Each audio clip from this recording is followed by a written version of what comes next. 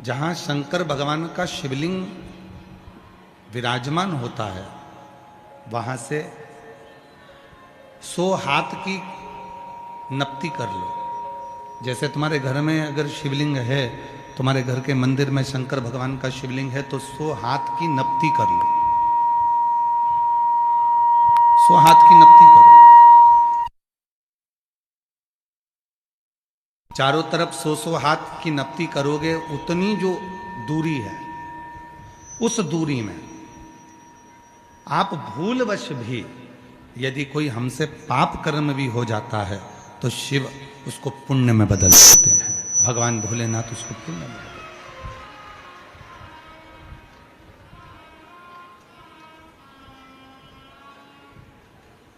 रामचरितमानस किस किसने सुनी है? हाथ उठाओ जरा, जिन्होंने रामायण सुन रखी है। चलिए रखिए। श्रीमद् भागवत कथा किस किसने सुनी है? प्रणाम, रखिए। दोनों कथाओं को देखिए, दोनों कथाओं का स्मरण करिए। भगवान श्री राम जी महाराज का प्रागट्य होता है माता कौशल्या जी के गर्भ से। समय आने पर भगवान शंकर राम जी का दर्शन करने के लिए आते। सुनिए ना कथा सबने, जम के तो बोलो जरा। ठीक है। अब जो रामचरितमानस में हुआ कि भगवान राम जी का प्रागट्य हुआ और भगवान भोलेनाथ, भगवान शिव राम जी का दर्शन करने के लिए राम जी के दरवाजे पर, राम जी के द्वार पर, कौशल्या जी के दरवाजे पर गए दर्शन किया। और कौशल्या माता ने राम जी के स्वरूप का दर्शन भगवान शंकर जी को कराया।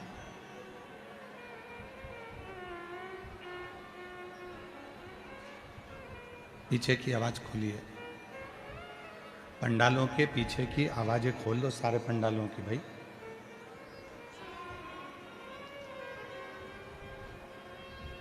कौशल्या जी के सामने भगवान देवाधिदेव महादेव एक योगी का रूप धरकर, एक साधक का रूप धरकर गए।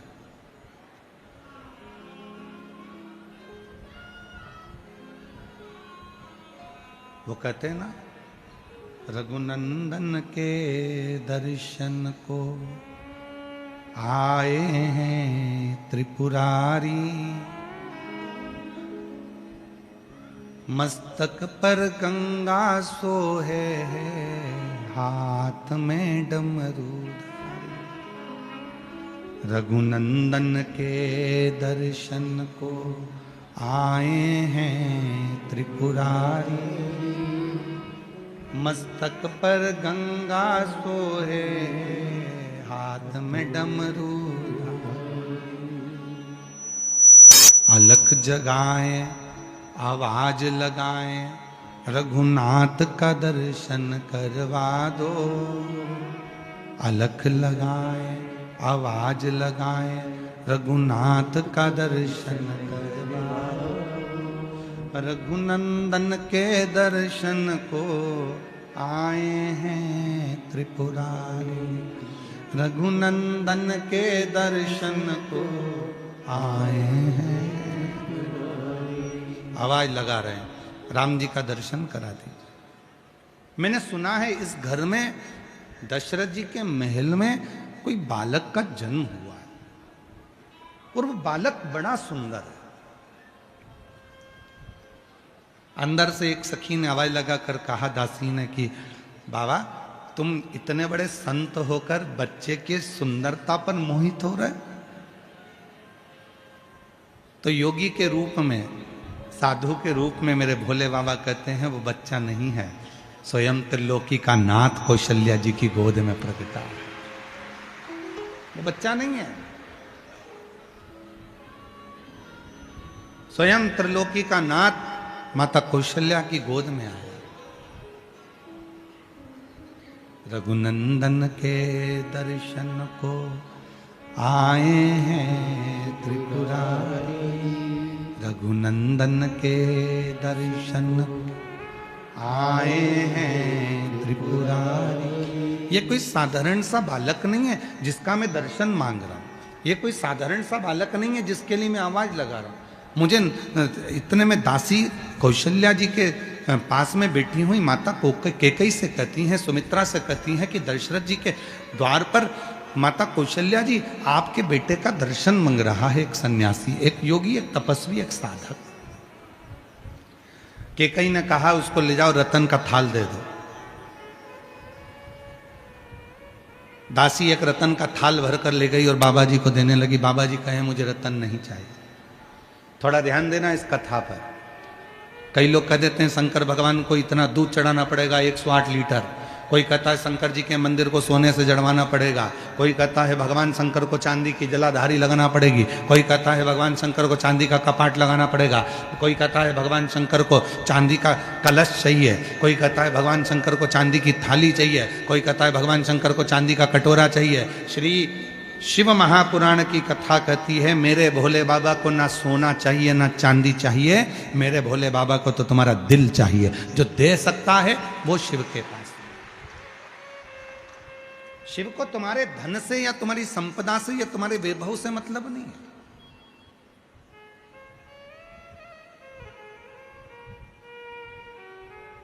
भगवान शंकर को तुम्हारे धन या दौलत से मतलब नहीं है।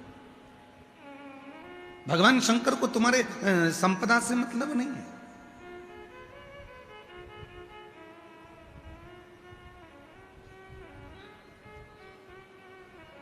शिव को केवल तुम्हारा हृदय चाहिए। दासी आई हीरे रतन की थाली लेकर, लो बाबा झोली करो। बाबा जी बोले ये क्या है? तो कहा रतन है। शिव जी ने कहा वापिस ले जाओ, केवल दर्शन चाहिए, रतन नहीं।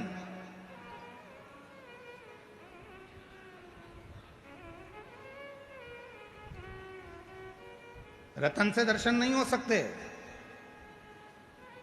वो था त्रेता युग जिसमें रतन से दर्शन नहीं होते थे, और आज है कलयुग जिसमें बिना दौलत के तो मंदिर में भी जल्दी दर्शन नहीं होते। पैसा दोगे तो बैठ पाओगे, पैसा दोगे तो बैठोगे, धन है तो बैठो, पैसा है तो बैठो, नहीं तो चलो यहां से। मतलब तुम्हारी कीमत नहीं है, याद रख लेना। तुम्हारी बिल्कुल कीमत नहीं है, तुम्हारे पैसे की कीमत है। जेब अगर गर्म है तो होटल का रूम तुम्हारा है, जेब अगर गर्म है तो ट्रेन की सीट तुम्हारी है, जेब अगर गर्म है तो फ्लाइट की सीट तुम्हारी है। और अगर जेब में माल नहीं है तो तुम भले दुनिया में घूमते रहो, कुछ भी तुम्हारा नहीं, कुछ भी तुम्हारा नहीं।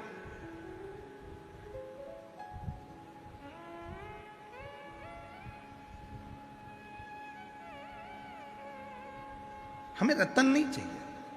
पहले का समय था त्रेता युग जिसमें रतन से भगवान का दर्शन नहीं चाहिए।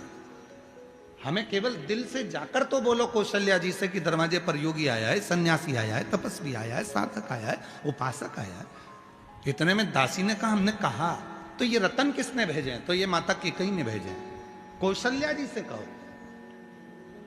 फिर खबर गई माता सुमित्रा जी के कानों में, तो सुमित्रा जी ने कहा एक काम करो, अंबर पीतांबर लेकर जाओ, थोड़ा सा सुंदर सोना भरकर सोने की अशर्फियां ले जाओ, हमारे घर में बेटे जन्मे, दे दो बाबा जी को। बाबा जी के पास पहुंचे, बाबा ये सोना, तो ये किसने भेजा? थे सुमित्रा जी ने भेजा। ना ना नहीं चाहिए, आप तो कौशल्या जी से कहो। तब माता कौशल्या जी के पास में खबर गई, और मां कौशल्या जी के पास में खबर जाती है। एक बार जोरदार ताली बजाकर गलता पीठ से स्वामी जी महाराज का एक बार साधुवाद करते हैं। कौशल्या जी के पास में खबर गई, और माता कौशल्या जी ने कहा क्या बात है? तो कहा कि दरवाजे पर एक बाबा आया है, न धन चाहिए न दौलत चाहिए, सब कुछ देकर देख लिया, बस राम का दर्शन चाहिए, राम का दर्शन।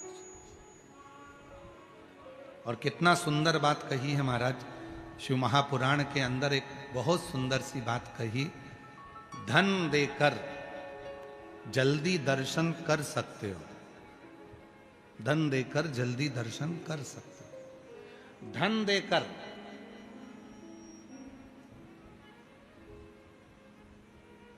तुम वीआईपी ट्रीटमेंट प्राप्त कर सकते हो, पर धन देकर उस परमात्मा को अपना नहीं बना सकते। धन देकर परमात्मा। हम मुख्य यजमान श्री घनश्याम रावत जी को, श्री राकेश जी रावत जी को, इनको बार बार हम धन्यवाद दे रहे हैं, बार बार। साधुता रावत जी, आपको भले मुख्य यजमान का पद आपने ग्रहण करा है, पर आप भूमि पर बैठकर जो कथा सुन रहे हो, उसके लिए हमारी ओर से आपको साधुता है, बहुत साधुता है। यीशु महापुराण की कथा में आप कभी बन सके, अगर कैमरे वाले अगर आपको दिखाएंगे तो हम प्रयास करेंगे, जिस समय पर हम श्री शिवाय नमस्तुभ्यम 5 बार बोलते हैं और मौन होते हैं, कई माताएं, कई जीजियां, कई जीजा अपनी अपनी कुर्सियां छोड़ देते हैं और नीचे बैठकर उस स्तुति को गाते हैं। उस स्तुति को बोलने के लिए लोग अपनी कुर्सी सिंहासन छोड़कर जमीन पर बैठ जाते हैं, बाबा को प्रार्थना करें। और यही होना चाहिए, यही श्रेष्ठ है। धन से मंदिर में जल्दी दर्शन हो सकते हैं, धन से वीआईपी ट्रीटमेंट मिल सकता है, धन से कोई बीमार हो गया तो धन से उसको हॉस्पिटल में अच्छा पलंग भी मिल जाएगा, धन से एम्बुलेंस भी आ जाएगी, धन से वेंटिलेटर भी मिल जाएगा, पर धन से श्वास नहीं मिल पाएगी। उसी तरह धन से परमात्मा नहीं मिल पाएगा। पैसा लगा सकते हो आप दवाई में, पैसा लगा सकते हो आप अच्छे हॉस्पिटल में, पैसा लगा सकते हो आप अच्छी गाड़ी में, पैसा लगा सकते हो एम्बुलेंस में, पैसा लगा सकते हो वेंटिलेटर पर, पैसा लगा सकते हो पलंग पर।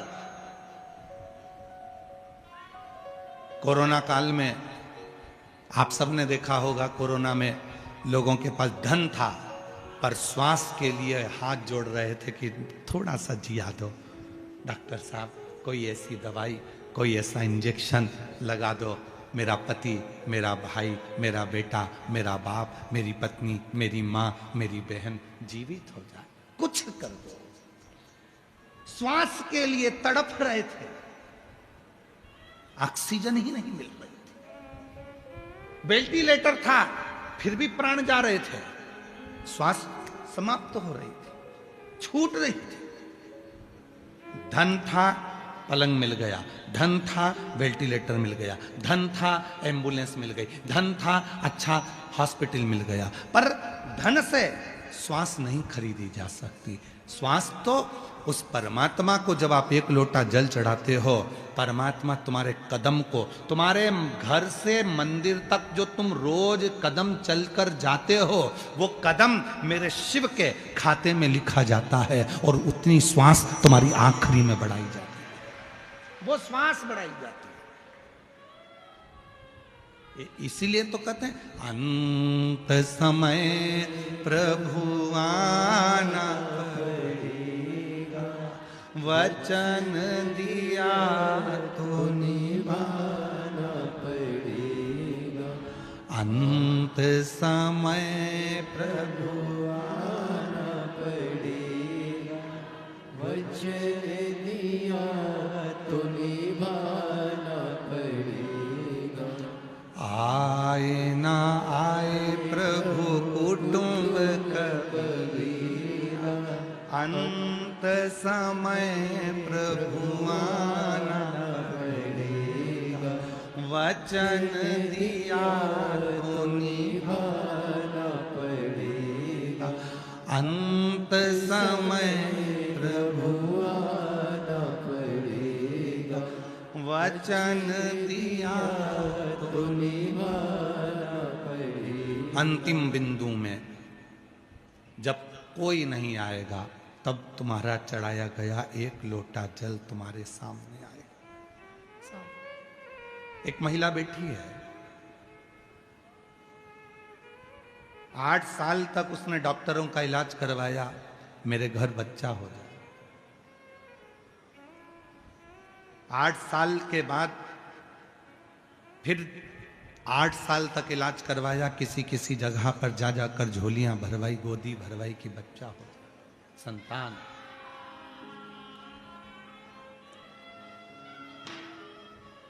23 साल निकल गए पर औलाद नहीं हुई।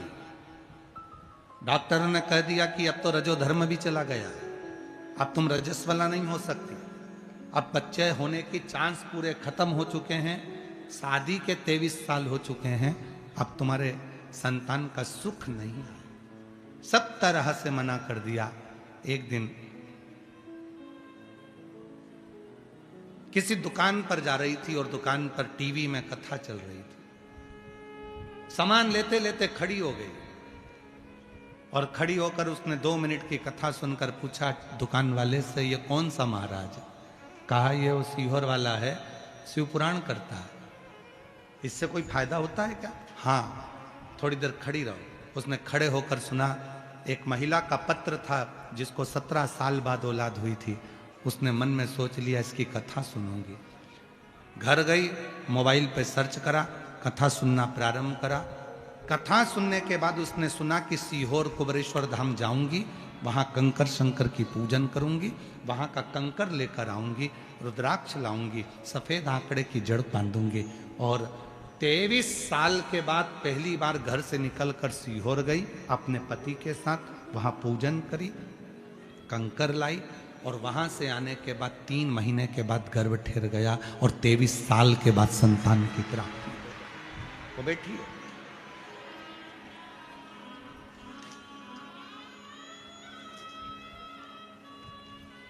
पत्र देखिए। मेरा नाम पूनम पवार, पति का नाम दिनेश कुमार पवार।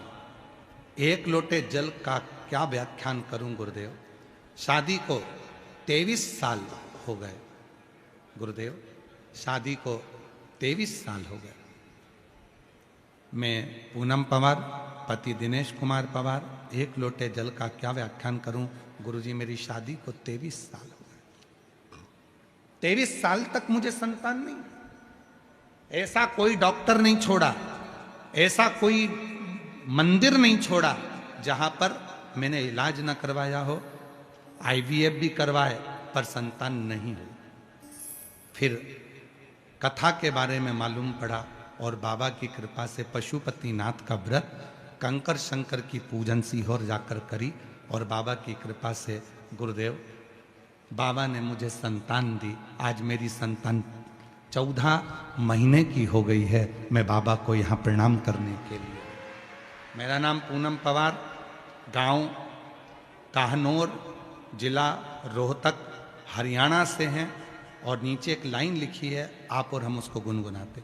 अपनी किस्मत का ताला तुम खोलते चलो, श्री शिवाय नमस्तुभ्यं तुम बोलते चलो, श्री शिवाय नमस्तुभ्यं तुम बोलते चलो। कहीं बैठी हो और बच्चा साथ में आया हो तो ला सकती हैं, आ सकती हैं।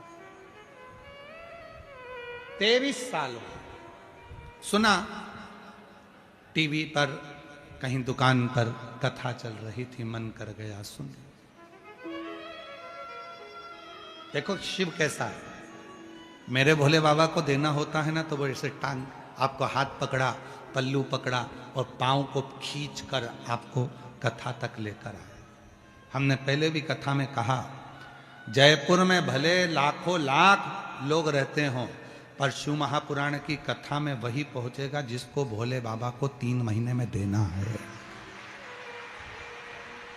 उसी को बुलाएगा ही नहीं, आते आते कैंसिल करा देगा, पर यहां तक उसी को बुलाएगा जिसको देना। मां जाओ कहो कौशल्या जी से जाकर सूचना करो कि मुझे दर्शन करना, मुझे धन नहीं चाहिए, मुझे पैसा नहीं चाहिए, मुझे सोने की असरफियां नहीं चाहिए, मुझे रतन नहीं चाहिए, मुझे माणिक मोती नहीं चाहिए। हम पैसे से दर्शन जल्दी कर सकते हैं, हम पैसे से हॉस्पिटल में कमरा खरीद सकते हैं, हम पैसे से सब कुछ कर सकते हैं, पर हम पैसे से ना तो श्वास खरीद सकते हैं और ना उस ईश्वर का आशीर्वाद खरीद सकते हैं। सब कुछ खरीदा जा सकता।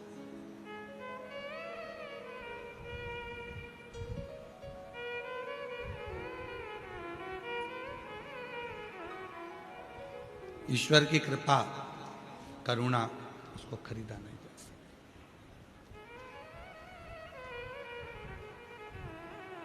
और अंत समय प्रभु, सब बोलिए सारे पंडाल, जितने भी पंडाल लगे, 1 2 3 4 5 और पीछे वाले 6 7 जितने भी पंडाल लगे सब बोलो, अंत समय प्रभु आना पड़ेगा।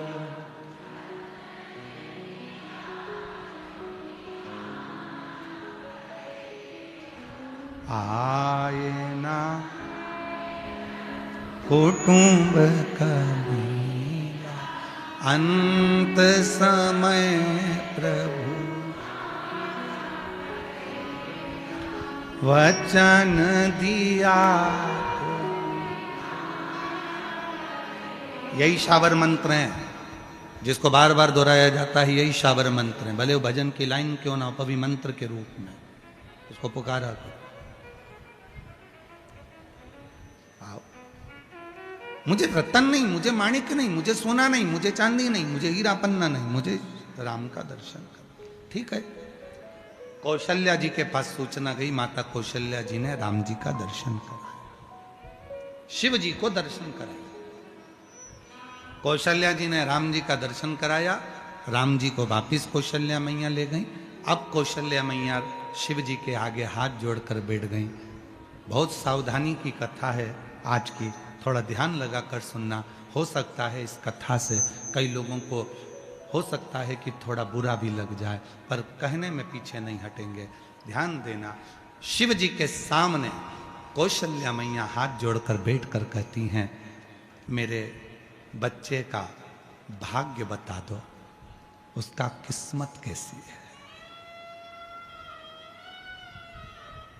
मेरे बेटे का भाग्य बता दो कि उसकी किस्मत कैसी है।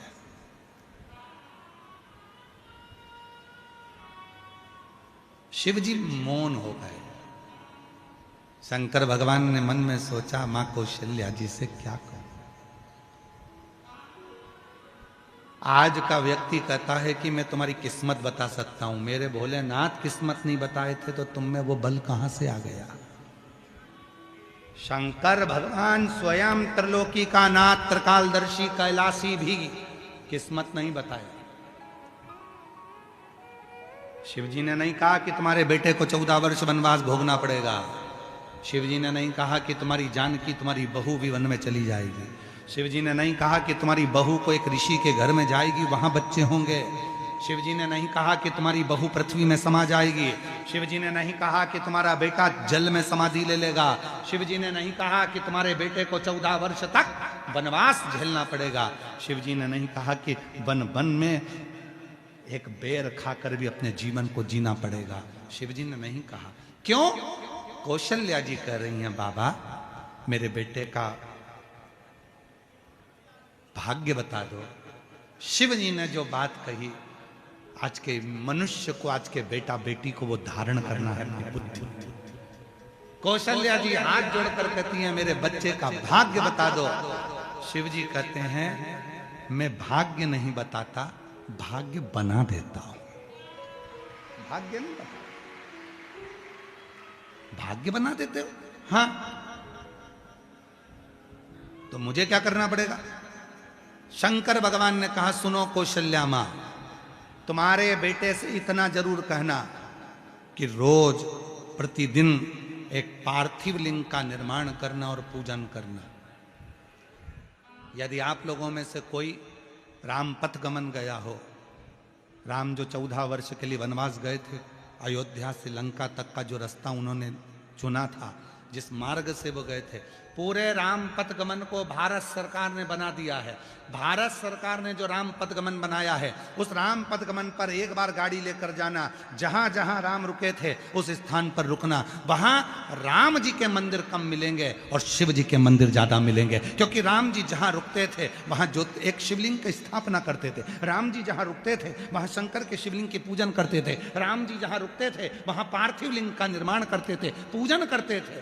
तो माता कौशल्या जी से कहा, अगर तुम्हारे पुत्र को एक चीज कहना कि राम बस इतना करना कि शिवलिंग की पूजन जारी रखना, तो जीवन में कितना भी दुख आएगा, कितनी भी तकलीफ आएगी, कितना भी कष्ट आएगा, सब धीरे धीरे धीरे समाप्त होगा और तुझे बल मिलता रहेगा, तुझे बल मिलेगा।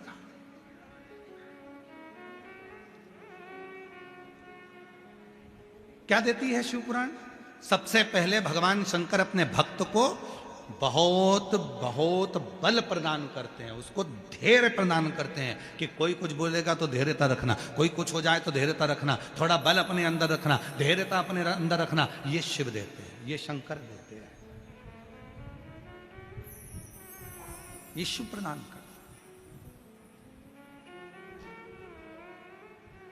बल। कौशल्या जी से कह दिया मैं भाग्य नहीं बता सकता, पर बताओ, मेरे देव अधिदेव महादेव भगवान स्वयं दशरथ जी के यहाँ जाकर मना कर देते हैं कि मैं भाग्य नहीं बताता। आज का व्यक्ति ऐसा पैदा हो गया संसार में, कलिकाल में इतने सारे लोग पैदा हो गए कि तुम्हारा भाग्य बता देते हैं, तुम्हारा भविष्य बता देते हैं, तुम्हारे जीवन की रेखा बता देते हैं। लोग कह देते हैं लाओ मैं बहुत बड़ा आचार्य हूं, मैं तुम्हारा हाथ देखकर बताऊंगा, लाओ मैं पत्रिका देखकर बताऊंगा तुम्हारे जीवन में कितना दुख है, लाओ मैं बताऊंगा तुम्हारे जीवन में कितना कष्ट है, लाओ मैं ये बताऊंगा तुम्हारे जीवन में कितनी तकलीफें हैं। ना, शिव महापुराण की कथा कहती है भगवान शंकर ने जन्म मरण परण ये तीन ऐसे हैं जो शिव जी ने अपने पास में रखा है। जन्म कब होगा, कहाँ होगा, कैसे होगा, शिव जानते हैं। मरोगे कैसे, कब मरोगे, कैसे मरोगे, कहाँ जाकर मरोगे, ये शिव ने अपने पास रखा। परणा, शादी, तुम्हारे लिए कितने भी लड़के देख लिए जाएं, तुम्हारे लिए कितनी भी लड़की देख ली जाए, पर जो शंकर जी को जिसके साथ तुम्हारा संबंध बांधना है वही मिलेगी और वही मिलेगा। कितना ही प्रयास करो।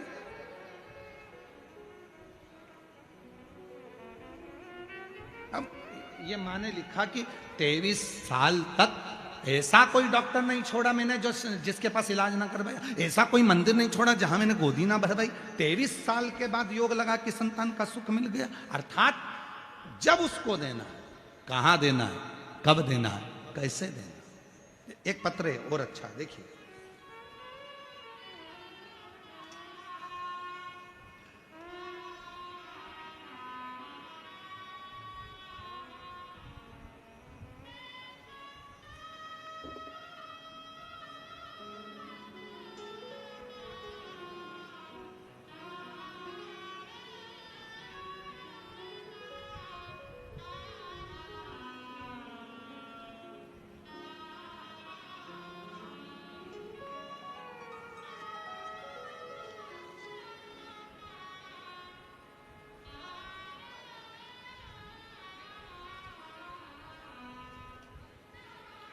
मैं प्रीति खंडेलवाल, पति का नाम आशीष खंडेलवाल, देवी नगर न्यू सांगानेर रोड सोंडाला जयपुर से हूँ। कहीं बैठी हो तो आ सकती हैं। भोले बाबा की महिमा का और उनके एक लोटे जल का क्या वर्णन करूँ। मेरे भाई की तैयारी करते करते 7 साल हो गए थे, पर उसकी नौकरी नहीं लग रही थी। फिर गुरुदेव, मैंने मेरे भाई को विद्याधर नगर स्टेडियम में जो कथा हुई थी उसमें उसको लेकर आई, कथा में लेकर गई, और गुरुजी मेरे भाई को इन सब कथाओं पर विश्वास ही नहीं था।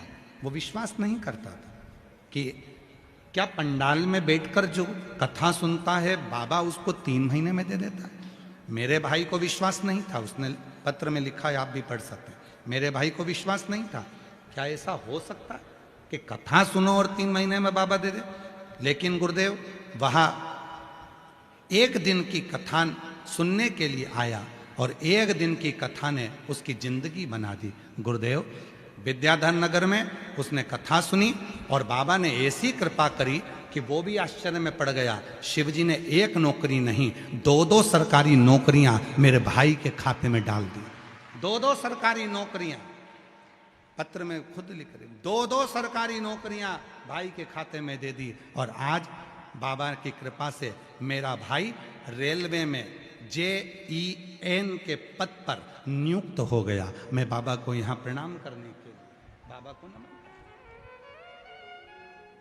भले विश्वास नहीं, आप में से कई मेरी जीजियां भी ऐसी होंगी, कई मेरे जीजा भी ऐसे होंगे, कई मेरी बेटियां ऐसी होंगी, कई मेरे बेटा ऐसे होंगे, कई बुजुर्ग माँ बाप ऐसे आए होंगे जो केवल परखने के लिए आए होंगे कि हमने सुना है बाबा कथा कहता है, सियोर वाला बाबा आता है कथा कहता है, और कथा कहने पर उससे जो प्रार्थना करी जाए वो बाबा देता है। कई ऐसी आई होंगी, कई ऐसे मेरे जीजा आए होंगे जो परीक्षा करने के लिए आए होंगे, हम भी देखें वो देता है कि नहीं देता।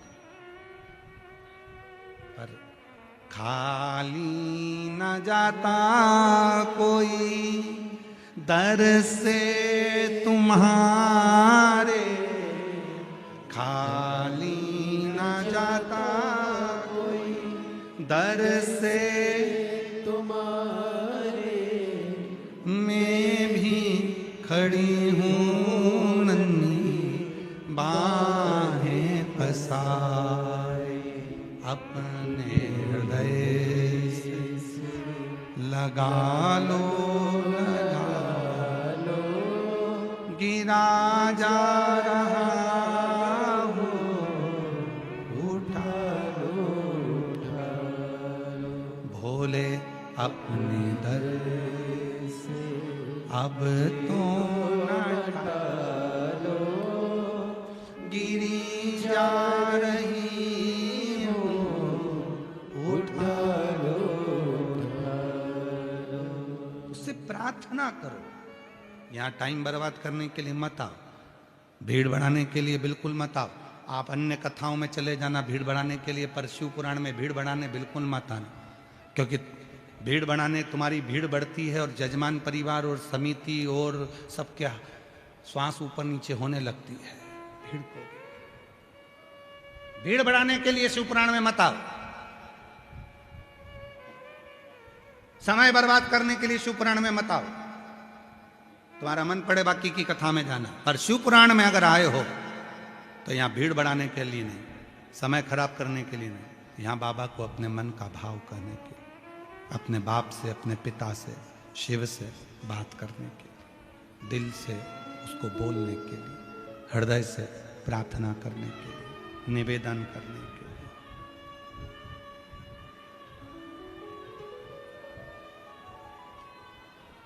अपने दिल की बात उसको कहने के लिए। मेरी जीजियों,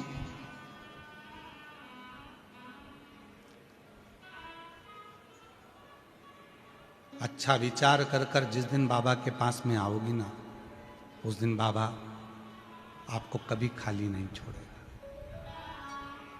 अच्छी सोच रखकर जिस दिन आओगी, घर से चलो ना तो ये विश्वास के साथ चलना कि मैं कथा में जा रही हूं और मेरा ये दुख मेरा बाबा मिटाएगा, तो ये पक्का है।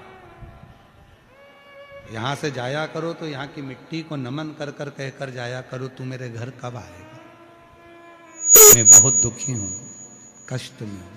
हे काल अधिपति महाकाल, हे मेरे विश्वनाथ, हे मेरे सोमनाथ, हे मेरे मल्लिकार्जुन, हे मेरे कुबरेश्वर बाबा, तू मेरे यहां कब आए, मेरा दुख मिटाने के, मेरा कष्ट मिटाने के।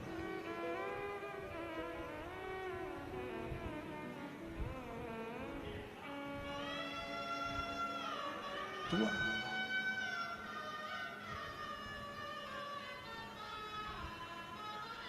तेरे बिना चित्त नहीं लगता, तेरे बिना मन नहीं लगता, तू आएगा तो मेरा दुख मिटेगा।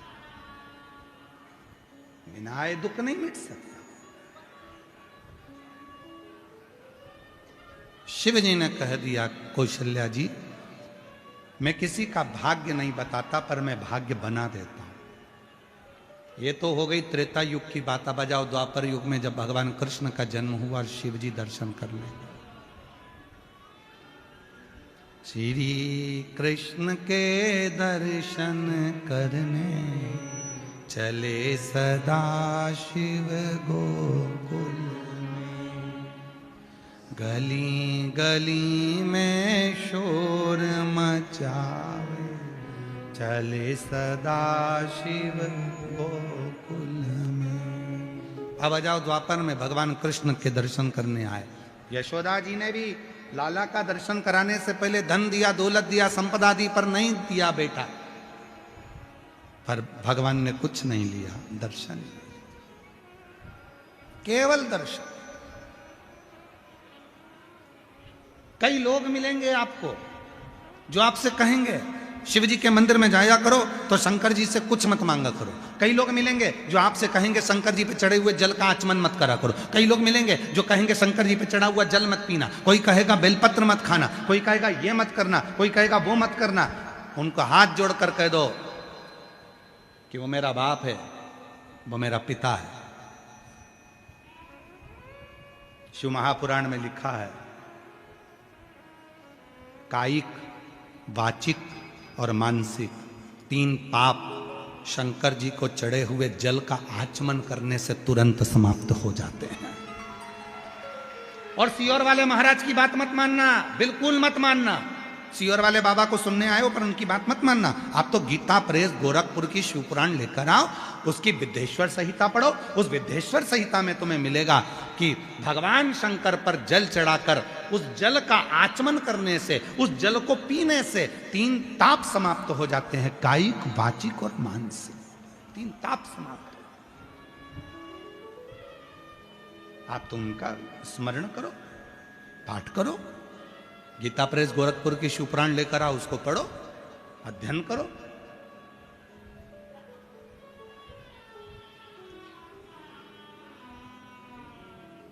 जरूरी नहीं है कि तुम हमारी बात मानो, बिल्कुल मत मानो। आप तो पढ़ो, अध्ययन करो, स्मरण करे। और जितने शिव भक्त इस जयपुर की पवित्र धरा पर सारे पंडालों में बैठे हुए हैं उनसे भी, और जितने आस्था चैनल पर सुन रहे हैं, जितने फेसबुक यूट्यूब पर सुन रहे हैं, जितने सोशल मीडिया पर श्रवण कर रहे हैं, उनसे भी निवेदन करूंगा, जिस दिन तुम्हारा भरोसा पक्का हो जाए कि कोई मुझे नहीं देगा, देगा तो मेरा बाप मेरा शिव देगा, उस दिन शिव की शरण में जाओ। पड़ोसी को कितना भी चाय पिला लो, पड़ोसन के घर के कितने भी बर्तन धो लो, पड़ोसन के कितने भी अचार खिला दो, पड़ोसन के घर की माता जी को कितनी भी साड़ी पहना दो, पर पड़ोसन के पास करोड़ों का धन होगा पर वो अपनी प्रॉपर्टी तुमको नहीं देगी। मेरी बहुओं से निवेदन है, मौसी सास को कितना भी तुम पांव पड़ लो, मामी सास के कितने भी पांव पड़ लो, चाची सास के कितने भी पांव पड़ लो, ताई सास के भी कितने पांव पड़ लो, पर वो तुम्हें सोने की चैन नहीं देगी। सोने की चैन भले सास से कितना भी झगड़ा हो जाए, लड़ाई हो जाए, पर आखिरी में जब बंटवारा होगा तो सास की सोने की चैन तुझे जरूर मिलेगी। वो ताई सास नहीं देगी, वो चाची सास नहीं देगी, वो मौसी सास नहीं देगी, वो मामा ससुर नहीं देगा, वो पड़ोसन नहीं देगी, वो रिश्तेदार नहीं देंगे, वो कुटुंबी नहीं देंगे। आखिरी में वो चैन तुझे तेरी सास की तुझे ही मिलेगी। भले वो लड़ाई हो, झगड़ा हो, कितना भी विवाद हो, पर देगी वही। उसी तरह तुम सब दूर घूम कर आ जाओ, आखिरी में शांति, वैभव, धन, दौलत, संपदा और जीवन का सुख कहीं नहीं मिलेगा। वो मिलेगा तो शिव की शरणागति में ही मिलेगा, शंकर के पास। तुम पूछो मत पूछो, तुम जल चढ़ाओ मत चढ़ाओ, तुम श्री शिवाय नमस्तुभ्यम बोलो मत बोलो, तुम पंचाक्षर और नमः शिवाय बोलो मत बोलो, तुम ओम नमः शिवाय षडक्षर बोलो मत बोलो, पर आखिरी में पाला उसी से पड़ेगा। अंत समय प्रभु आना, अंत में पाला उसी से पड़ने वाला, किसी दूसरे से पाला नहीं पड़ेगा, पाला उसी से पड़ेगा।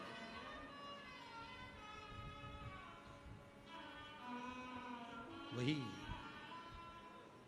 और मैंने तेरे ही भरोसे, अंत में उसी से बाबा तेरे ही भरोसे, हवा विच उड़ती जावांगे बाबा डोर। आप ही के भाई का नौकरी लगा है, अभी उदयपुर ट्रेनिंग में है। एक बार जोरदार ताली बजाओ प्रीति खंडेल।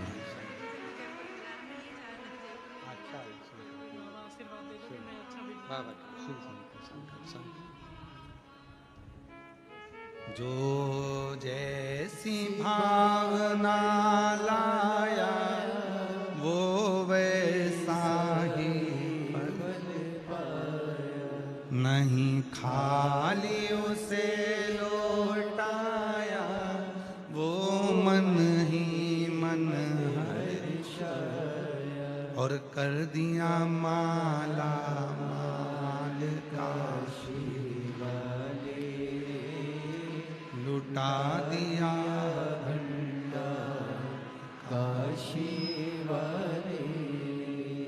उस पे आश्रित हो, आश्रित। आप तो राजस्थान के हो, मेवाड़ के राजा बप्पा रावल जी,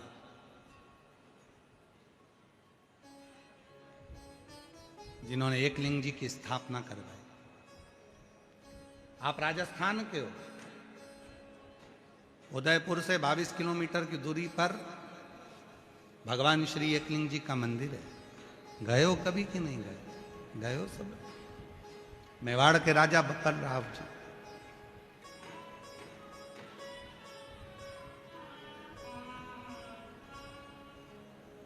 ध्यान देना, जब मेवाड़ पर आक्रमण हुआ, वहां के महाराज ने अपने पुत्र बप्पा रावल जी को एक गुरु के पास में वन में भेज दिया। बप्पा रावल जी वन में चले गए, छोटे थे, वहीं पर शस्त्र विद्या, वहीं शास्त्र विद्या, सारी विद्या उन्होंने वहीं ग्रहण कर।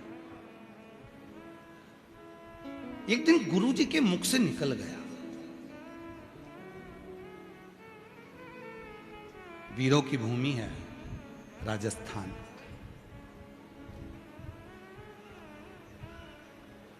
यहां की भूमि का जल ही ऐसा है कि यहां का बच्चा हो चाहे बूढ़ा हो, वो वीरों की ही मौत मरता है। उसमें वीरता का गुण होता है। वीरों की भूमि है राजस्थान। बप्पा रावल जी छोटी सी अवस्था थी, 7-9 वर्ष की, और रावल जी, बप्पा रावल ने वन में अपने गुरु के मुख से सुन लिया। गुरु जी बोले कि जब व्यक्ति बहुत संघर्ष करता है और उसको कोई लक्ष्य नहीं मिलता, तब वो शिव की शरणागति ग्रहण करे। ये बप्पा रावल जी ने अपने गुरु के मुख से सुन लिया, शिव की शरणागति ग्रहण करे।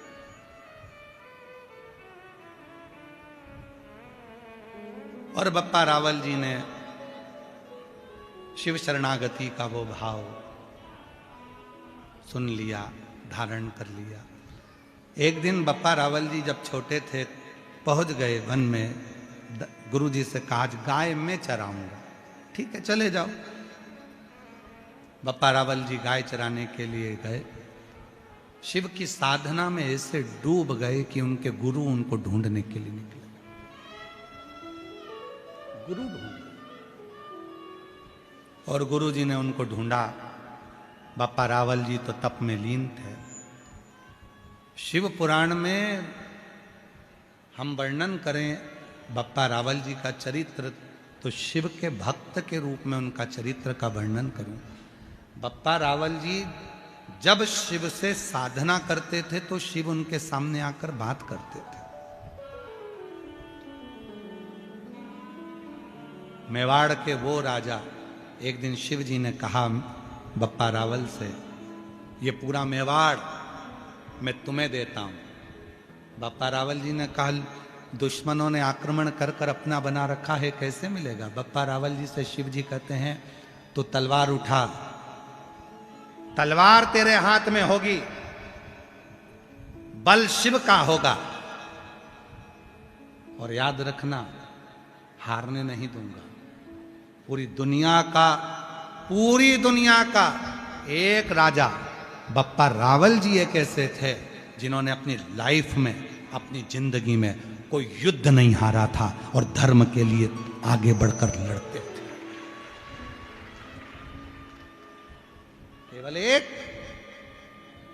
केवल एक भारत की भूमि के एक मेवाड़ के राजा बप्पा रावल जी एक ऐसे थे जो किसी युद्ध को नहीं हारे, सब युद्ध जीता।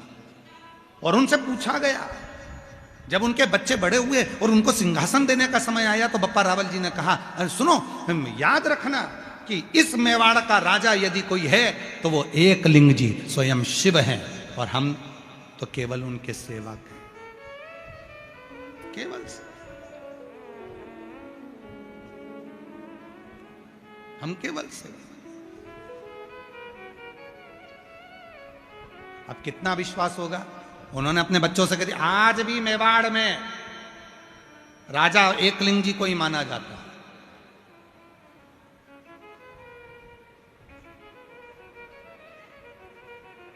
कितने भक्त होंगे बप्पा रावल जी, जिस समय पर प्राण छोड़ने का समय आया तो शिव की साधना करते करते शिव में ही समा गए। शंकर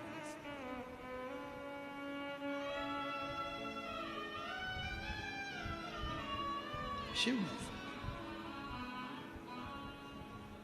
फूलों की कलियों में, काशी की गलियों में, फूलों की कलियों में, काशी की गलियों में, तेरे बिना कुछ कहीं ना, तेरे बिना भी क्या जीना। ओ शंभू रे,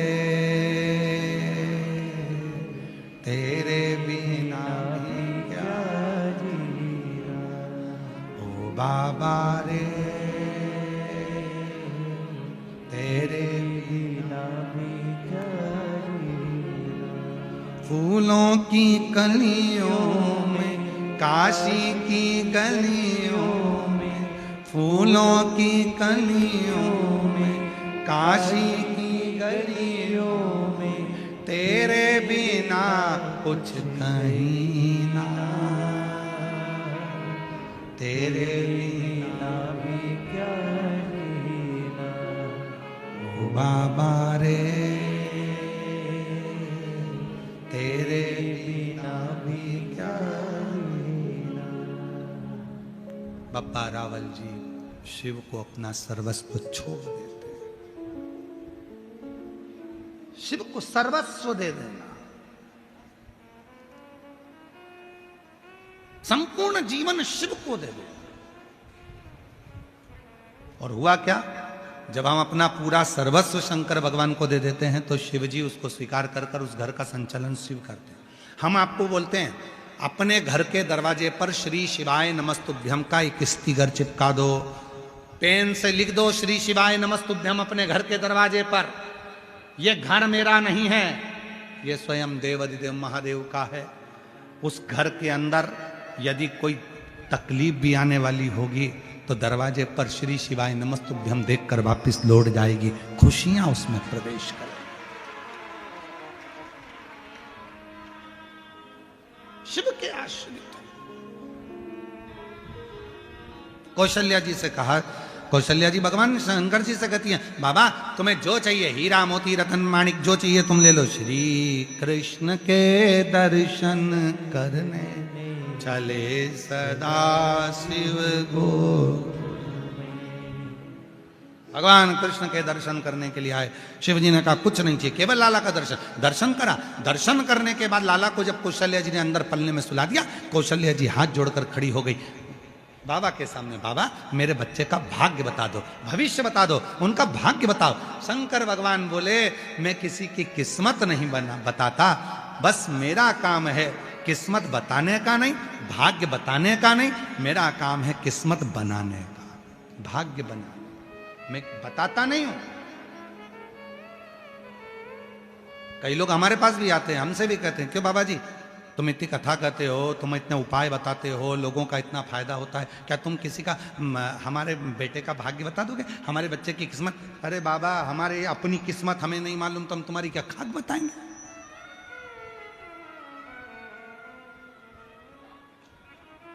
अगली घड़ी अगला पल क्या होने वाला है किसको मालूम?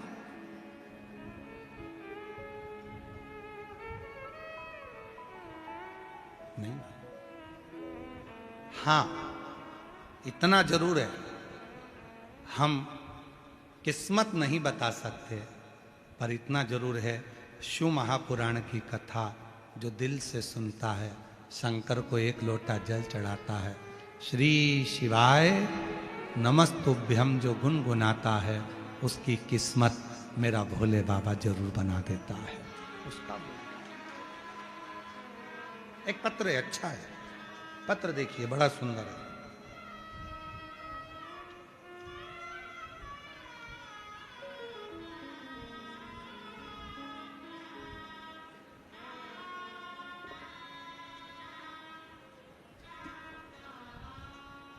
मैं सेजल अनिल गोयल, मेरा नाम सेजल अनिल गोयल, बरकत नगर जयपुर की रहने वाली हूँ। महाराज जी, शादी को 9 साल हो चुके थे पर कोई संतान नहीं थी।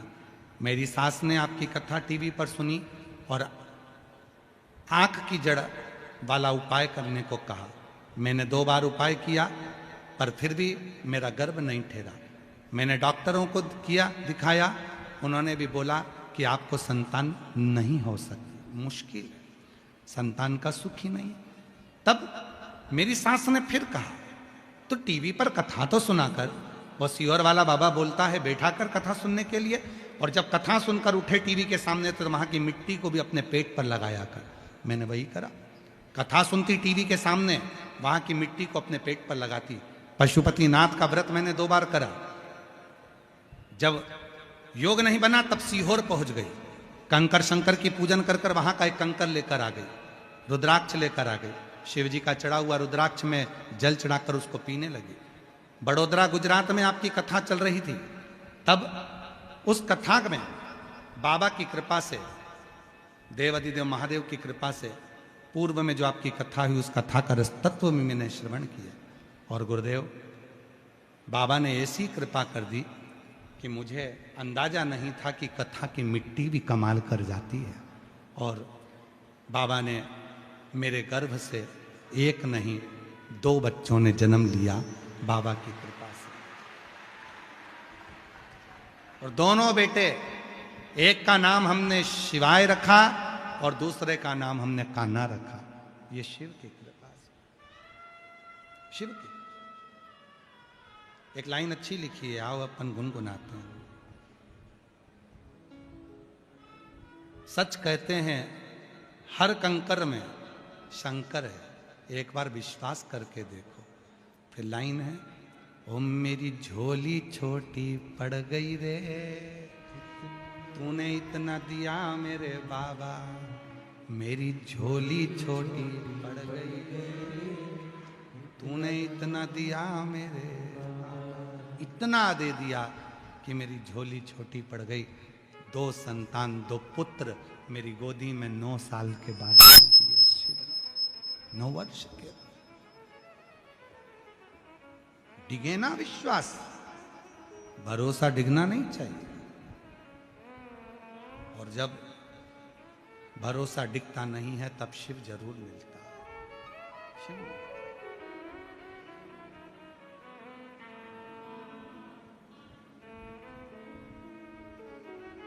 हम बाबा भाग्य बताएंगे? नहीं, नहीं।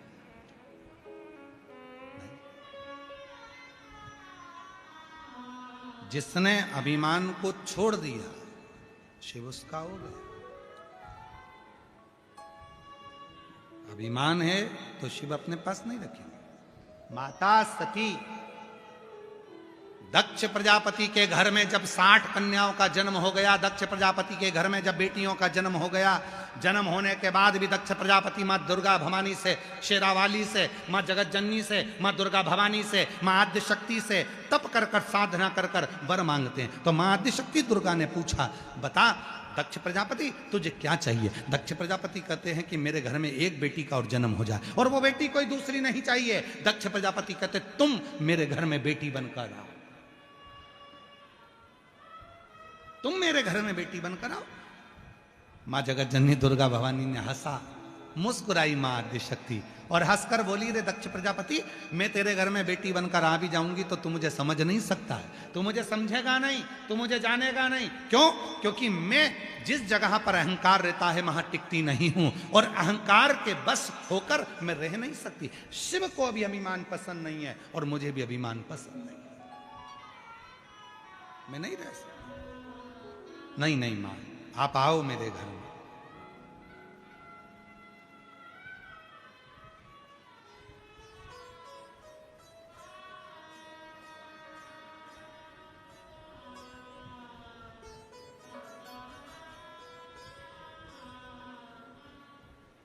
आई मां जगत जननी, दक्ष प्रजापति के घर में जन्म लिया। स्वयं मां आद्य शक्ति दुर्गा भवानी ने माता रति के गर्भ से सती बनकर जन्म लिया।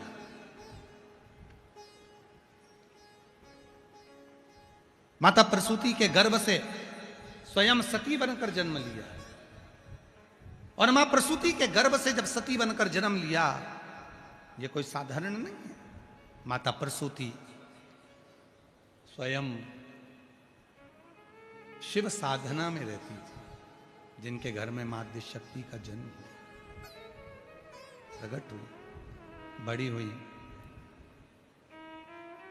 विवाह का विचार आया कि सती का विवाह किससे करा जाए, तो किसी ने दक्ष प्रजापति से कह दिया वो शिव जी की साधना करती है,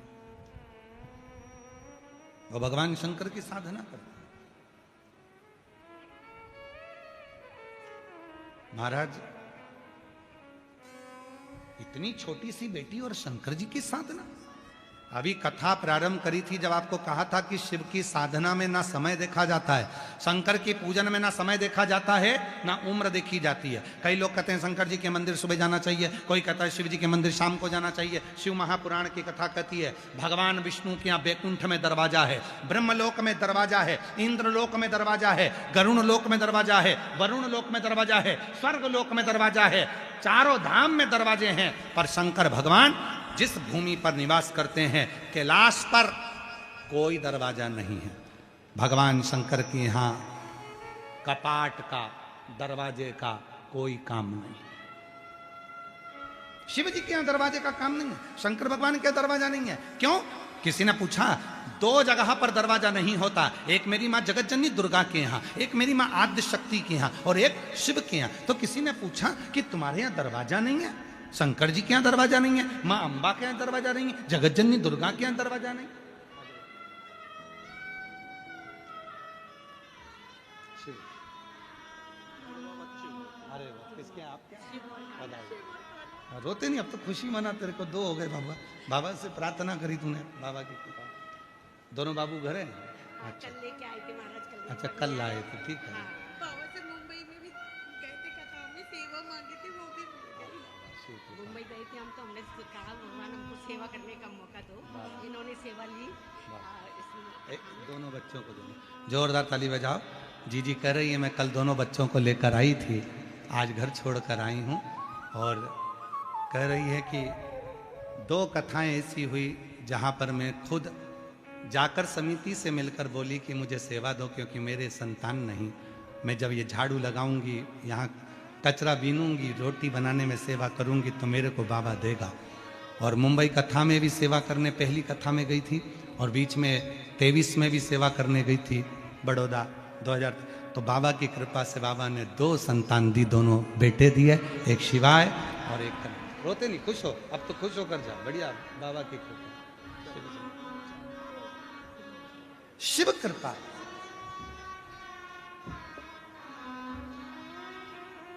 शिव पर आश्रित हो, शिव पर। दक्ष प्रजापति बाल्यावस्था में इतना भजन, बाल्यावस्था में इतना कीर्तन। दरवाजा है बैकुंठ में, दरवाजा है ब्रह्मलोक में, दरवाजा है स्वर्गलोक में, दरवाजा नहीं है कैलाश में। किसी ने पूछा बाबा तुम्हारे यहाँ दरवाजा नहीं है? शिव जी कहते हैं जो माँ बाप होते हैं ना, वो कभी दरवाजा लगा कर नहीं सोते हैं। घर के बुजुर्ग माता पिता अपना कमरे का दरवाजा खोल कर सोते हैं कि कौन से बच्चे को हमारी कब जरूरत पड़ जाए तो हमको दौड़ना पड़ेगा। बड़ा बेटा अपना कमरा दरवाजा बंद कर सोएगा, छोटा बेटा दरवाजा बंद कर सोएगा, दामाद दरवाजा बंद कर सोएगा, पोता पोती दरवाजा बंद कर सोएंगे। पर घर के जो बुजुर्ग दादा दादी हैं, वृद्ध हैं, बूढ़े हैं, वो दरवाजा बंद नहीं करते, वो अपना दरवाजा खोल कर सोते हैं। जिस बेटे को जरूरत पड़े, बड़ा बेटा है, छोटा बेटा है, पोता है, पोती आए, नाती आए, पंती आए, किसी को तो जरूरत पड़ेगी। मेरे शिव को दरवाजा नहीं। शिव के यहाँ कोई द्वार नहीं है, उसके सारे द्वार खुले हुए हैं अपने भक्तों के लिए।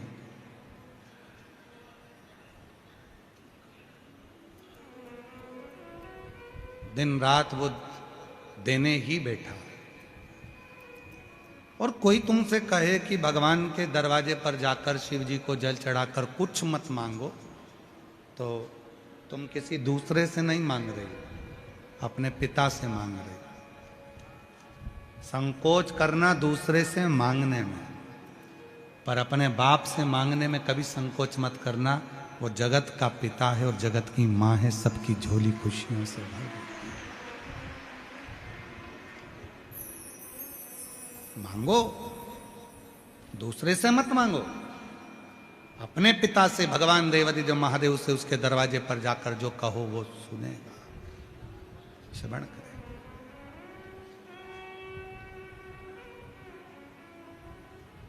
दक्ष प्रजापति को सूचना मिली कि मेरी बेटी सती इतनी छोटी सी अवस्था में और शिव की साधना कर रही है, भगवान शंकर की भक्ति कर रही है, भगवान शंकर की आराधना कर रही है, शिव साधना में डूबी है।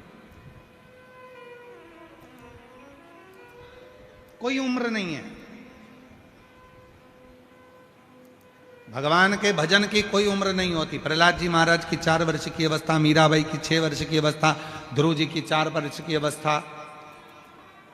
कई लोग कहते हैं इतने छोटे और उनको भगवान मिल गया, और हमारे कई बाबा जोगी सन्यासी तप कर करके उनकी पूरी जिंदगी निकल गई, भगवान आज तक नहीं मिला। क्योंकि भाव शुद्ध हो तो भगवान मिले।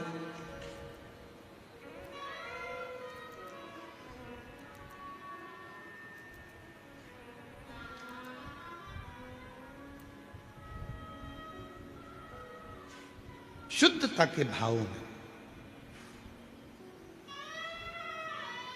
अच्छा कर्म यदि पूर्व में करा होता है तो फिर अगला जन्म जो होता है उस जन्म में भी सुख भोगने को मिल जाता है, भले कोई भी जन्म मिले। तुम देखो तुम्हारे जयपुर में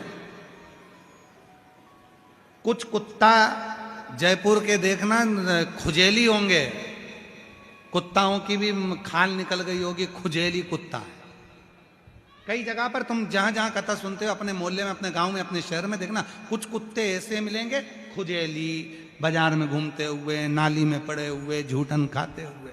और कोई कोई कुत्ता इतना वीआईपी रहेगा कि वो कुत्ता किसी सेठ जी के घर में मखमल के कालीन पर, गद्दे पर, खुद की थाली में, खुद के बच्चों के साथ, और इतने प्रेम से लाड़ लड़ाएंगे कि क्या बोलूं तो गति नहीं। क्या कई कुत्ता तुम देखना, और कभी विचार करना कि कुत्ता तो वो भी है और कुत्ता ये भी है, आखिर इसने कौन सा पुण्य करा जो इतना अच्छा गादी मिल गई, इतनी अच्छी जगह मिल गई, इतना अच्छा सिंह वो मिल गया, कालीन मिल गया। क्यों? कोई पूर्व का कोई अच्छा कर्म उसने करा होगा। भले कुत्ते की योनि मिली पर सुख उसको आज भी मिल रहा है। क्यों? उसके पूर्व के कर्म के अनुसार, भले वो कैसा भी। इसलिए फिर निवेदन आप लोगों से करेंगे कि मत बुरे कर्म कर वरना पछताएगा, भगवान की आंखों से तू बच नहीं पाएगा, तू बच नहीं पाएगा। अरे ओ अज्ञानी मत करना गानी, अरे ओ अज्ञानी मत करना गानी। तेरे कर्म का फल भी तू ही पाएगा, जैसा किया तूने तेरे आगे आएगा। मत बुरे कर्म कर वरना पछताएगा, भगवान की आंखों से बच नहीं पाएगा, तू बच नहीं पाएगा। जैसा कर्म करेंगे वैसा फल भोगने को मिलेगा। अच्छा कर्म करिए, योनि काय की भी मिले। कर्म जब हमारा अच्छा होगा तो योनि काय की भी मिले, सुख मिलेगा, सुख।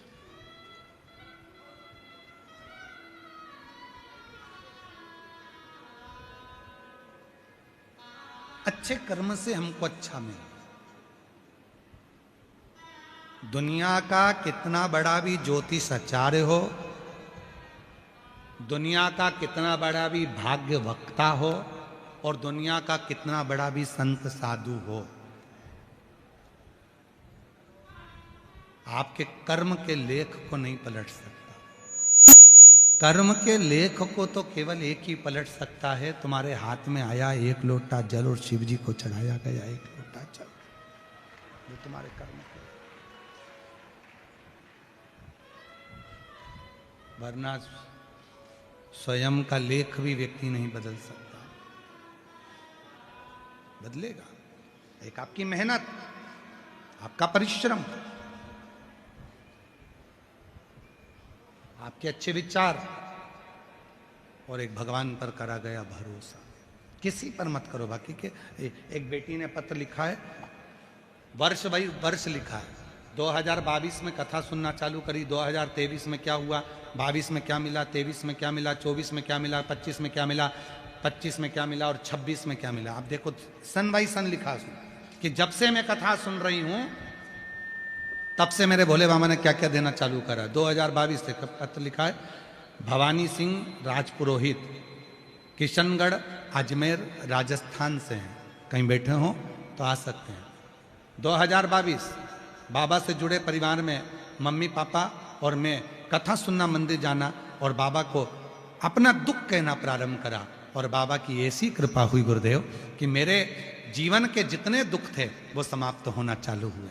2023 में पुष्कर राजस्थान में शिव महापुराण की कथा मेरी मम्मी और पापा दोनों सुनने के लिए गए।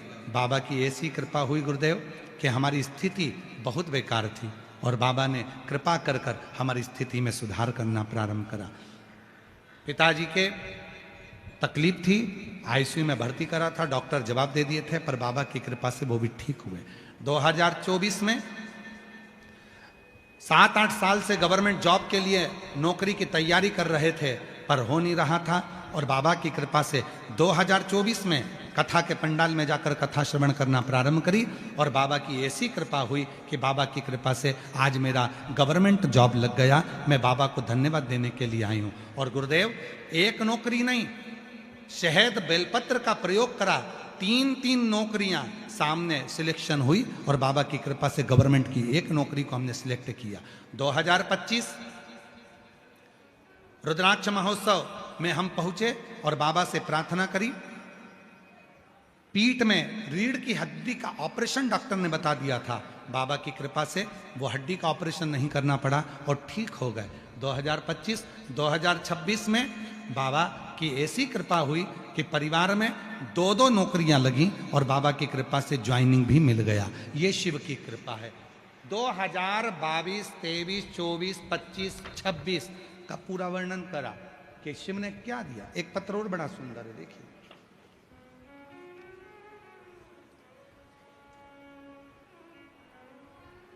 मेरा नाम निशा शर्मा, पत्नी श्री हेमंत शर्मा, ग्राम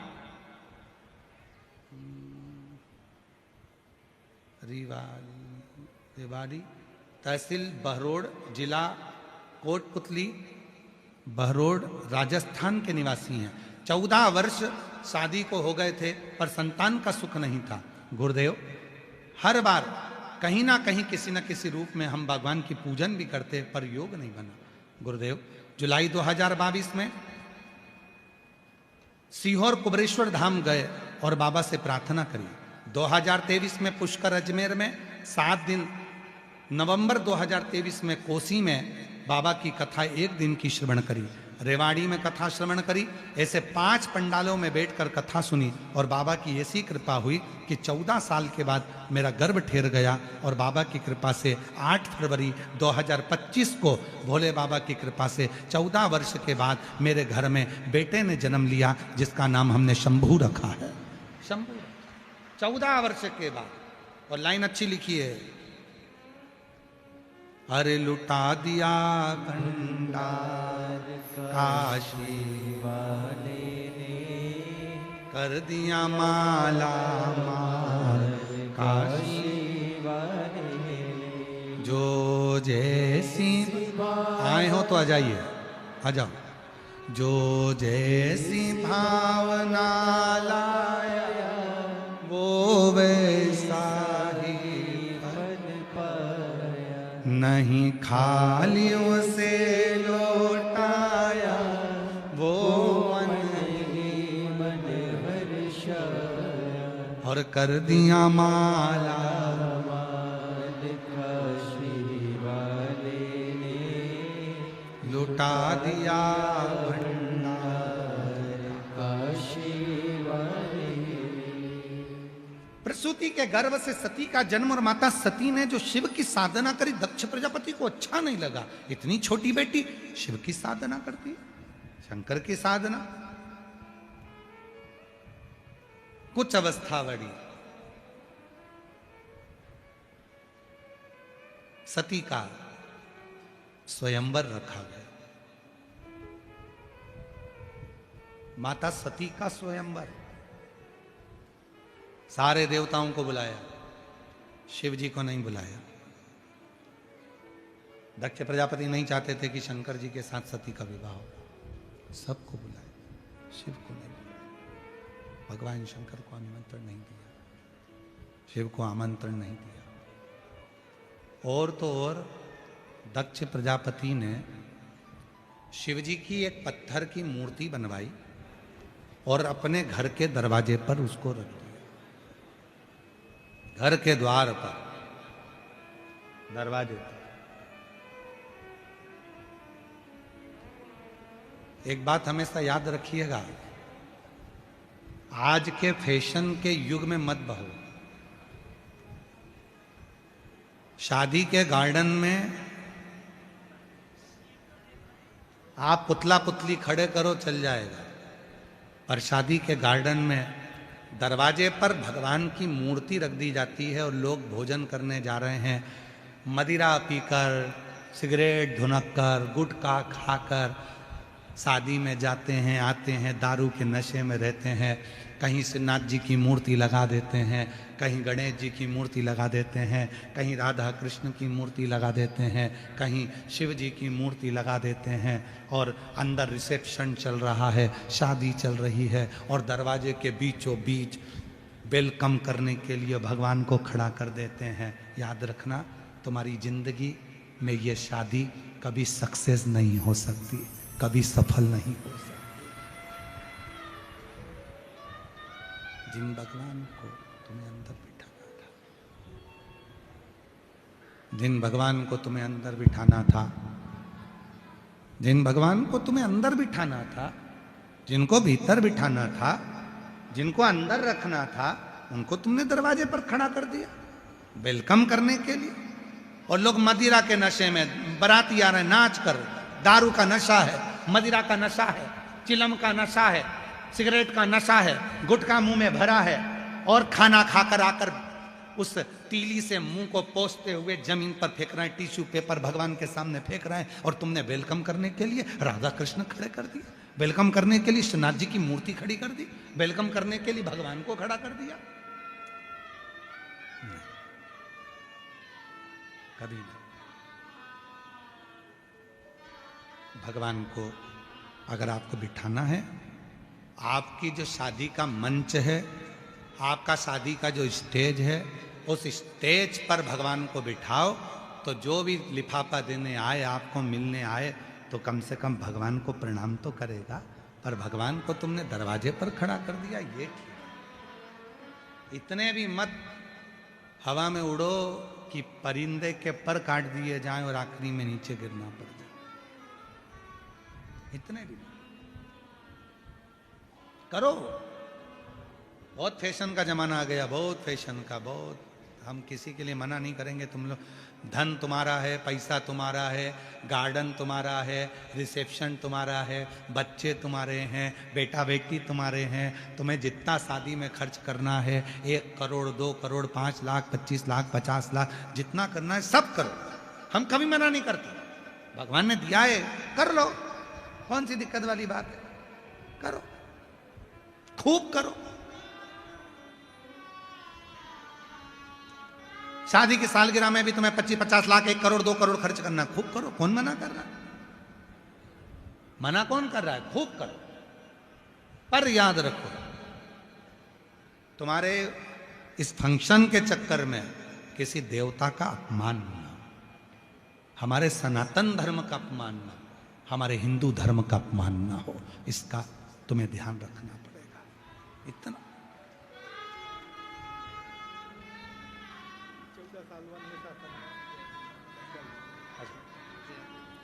प्रणाम करो बाबा को, झुक के प्रणाम करो। शंभू बोलो। 14 वर्ष के बाद हुआ है। एक बार जोरदार ताली बजाइए, जोरदार ताली बजाइए।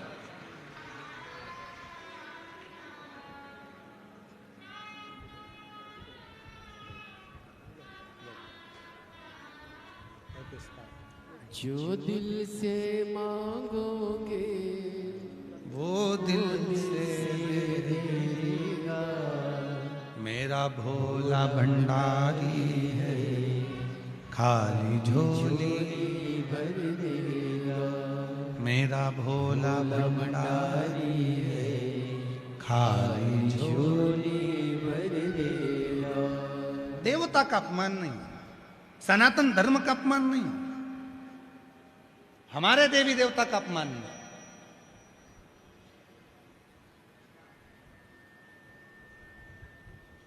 खूब भजन संध्या करो, खूब अच्छी करो, पर उस भजन संध्या में हमारे देवता का अपमान ना हो। ध्यान दो, खूब करो, अपमान नहीं होना चाहिए। हम तो कई लोगों से कहते हैं तुम्हारा मन लगे ना तो शिव पुराण में आओ, नहीं लगे घर में जाओ, काय को टाइम बर्बाद करते हो, फालतू में जगह खराब कर रहे हो, चलो घर जाओ उठ के। तुम्हारा मन करे कि शंकर जी के मंदिर जाऊंगी, एक लोटा जल चढ़ाऊंगी, मेरा बाबा सुनेगा, तो जाओ। मन नहीं कर रहा, जबरदस्ती जाना पड़ रहा है, माथे की उतारना जाना पड़ रहा है, तो मंदिर मत जाओ। काय को जा रही हो, अपने घर में रहो, मोबाइल देखो ना, व्हाट्सएप चला, अच्छा जोरदार इंस्टाग्राम देखो, बैठे बैठे करना क्या तुमको, फालतू का यही करो। मन ही नहीं है तो मंदिर जाकर क्या करोगे, मन ही नहीं है तो भगवान का भजन कर कर क्या करोगे, मन ही नहीं है तो परमात्मा का स्मरण कर कर क्या करोगे। मन भी तो, मेरा शिव तुमसे धन की चाह नहीं रखता पर मन रखता। दक्ष प्रजापति ने भगवान शंकर की पत्थर की मूर्ति बनाकर दरवाजे पर खड़ी कर दी। भगवान विष्णु का आगमन हुआ स्वयंवर में। भगवान विष्णु ने जब स्वयंवर में आगमन हुआ और देखा कि शिवजी और दरवाजे पर, अंदर गए भगवान नारायण, दक्ष प्रजापति को बुलाया, दक्ष इधर आओ, इधर आओ। दक्ष आए, बोलिए ये क्या करा तुमने, दरवाजे पर भगवान विष्णु को ले जाकर खड़ा कर दिया।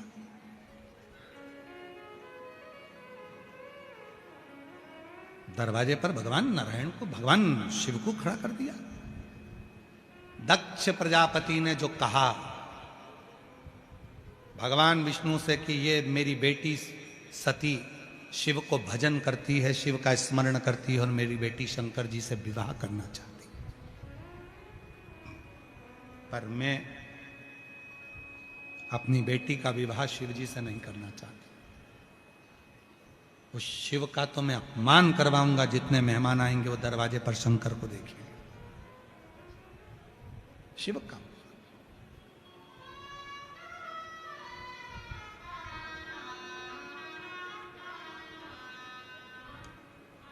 समुद्र मंथन में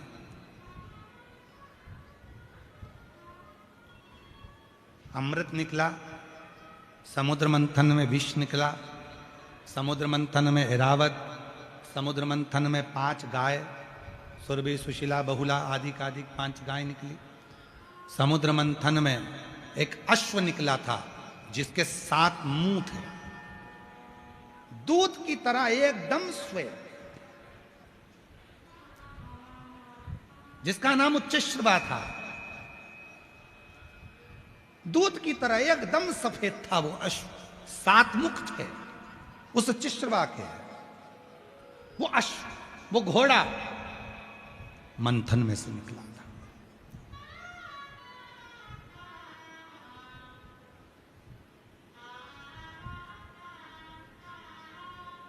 और ध्यान देना उस कथा पर थोड़ा सा, जिसने भी सुनी हो समुद्र मंथन की कथा विष्णु पुराण में, जिसने श्रवण करी हो भागवत पुराण में समुद्र मंथन की कथा, जिसने शिव महापुराण में समुद्र मंथन की कथा सुनी हो, जिसने लिंग पुराण में, स्कंद पुराण में समुद्र मंथन की कथा का स्मरण किया हो, वो थोड़ा सावधानी से सुनिएगा। समुद्र मंथन में एक घोड़ा निकला था, एक अश्व निकला था, जिसके 7 मुंह थे। उसका नाम उच्चश्रवा अश्व था। सफेद, एकदम दूध की तरह श्वेत था, एकदम दूध की तरह सफेद था। इंद्र ने उसको अपना बना लिया था। इंद्र ने कहा कि इस उच्चश्रवा को मैं लूंगा, इस उच्चश्रवा अश्व को मैं अपने पास रखूंगा। उच्चश्रवा अश्व को इंद्र ने अपने पास में रख लिया।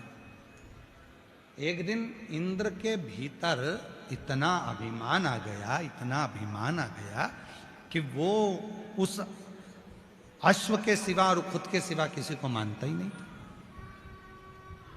थोड़ा ध्यान दीजिएगा कथा पर,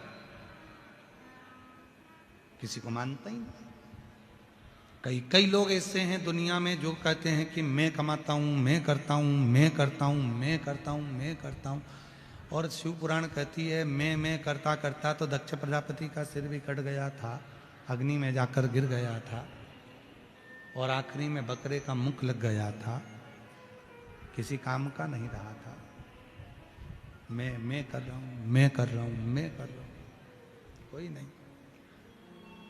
कल कथा में कहा था, प्रभु आपकी कृपा से सब काम हो रहा है, प्रभु आपकी कृपा से सब काम हो रहा है।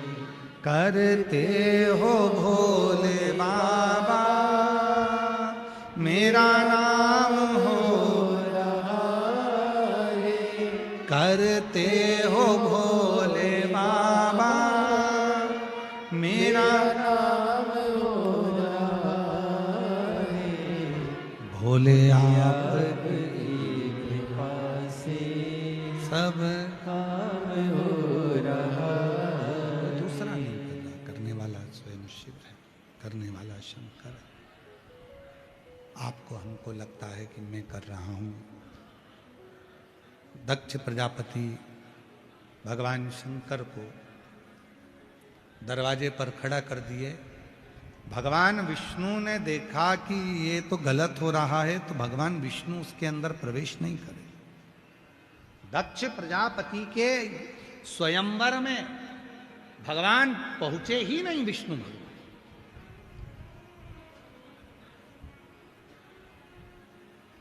अब कौन को भेजा, किसको? तब ब्रह्मा जी का आगमन हुआ। ब्रह्मा जी ने देखा कि शिव जी दरवाजे पर हैं, प्रवेश नहीं किया। मैं नहीं जा सकता, मेरे शंकर भगवान को मूर्ति बनाकर यहां पर बिठा दिया, उनका अपमान हो रहा है, मैं नहीं जाऊंगा। ब्रह्मा जी भी नहीं, ब्रह्मदेव भी नहीं गए। सारे देवता बैठे थे, ब्रह्मा और भगवान विष्णु उस स्वयंवर में नहीं गए। आखिरी में मां सती जयमाला लेकर आ रही हैं। पूरी तरफ घूम कर देखा कि कहीं मेरा शिव नहीं है, कहीं नहीं।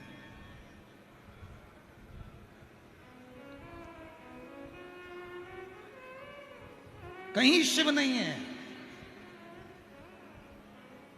सारे देवताओं को माला पिनाते हैं, भगवान विष्णु को माला पिनाते हैं, मेरे श्याम बाबा को माला पिनाते हैं, सालासर वाला को माला पिनाते हैं, जीर्ण माता को माला पिनाते हैं, सती माता को माला पिनाते हैं, शिवजी, सारे देवताओं को माला पिनाई जाती है।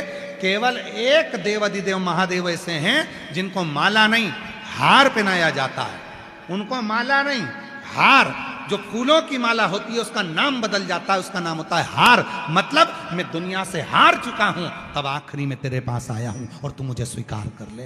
अब नहीं कुछ कर सकता, अब मैं तेरी शरण में हार गया। संसार सागर से, सबसे, नातों से, रिश्तों से, कुटुंब से, कबीले से, संपूर्ण जगत से मैं हार चुका हूं। आखिरी में तेरे पास आया हूं, आखिरी में।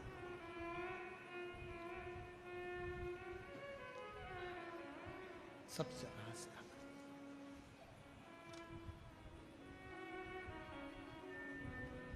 और मेरे भोले तेरा सहारा है, मेरे भोले तेरा सहारा है, मेरी नैया का तू किनारा है, मेरी नैया का तू किनारा है।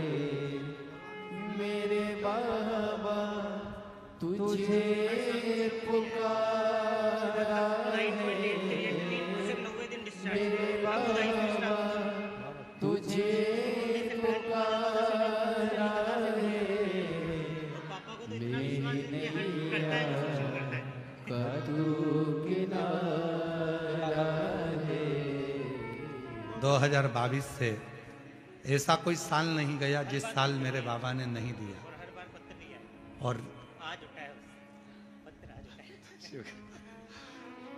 भैया कह रहे हैं हर साल देता है बाबा मुझे छप्पर फाड़ कर, हर साल पत्र भेजता हूं, पर एक बार भी पढ़ा नहीं गया।